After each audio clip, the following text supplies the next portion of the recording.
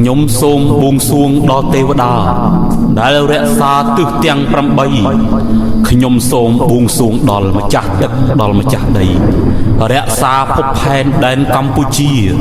ខ្ញុំសូមបួងសួងដល់បុព្វបុរសខ្មែរដែលលោកពូកែខាងសឹកសង្គ្រាមសូមលោកសន្ធិដ្ឋដល់កងទាហានតតាំងឃ្លានពៀនជាមួយសត្រូវខ្ញុំសូមសូត្រដាស់ដល់អធិនខ្មែរដាស់ឲ្យពូកែមានឫទ្ធិបារមីអធិនដែលមាននៅប្រាសាទតាក្របីតាមន់ផងក្តីឲ្យតើនឡើងយ័ន្តខ្មែរដែលចាលើខ្លួនទាហាន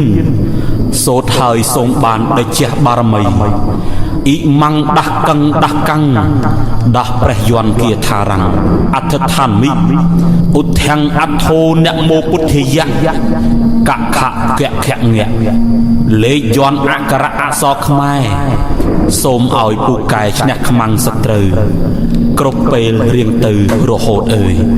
ខ្ញុំសូមបញ្ជាក់ដល់ជនគ្រប់គ្នា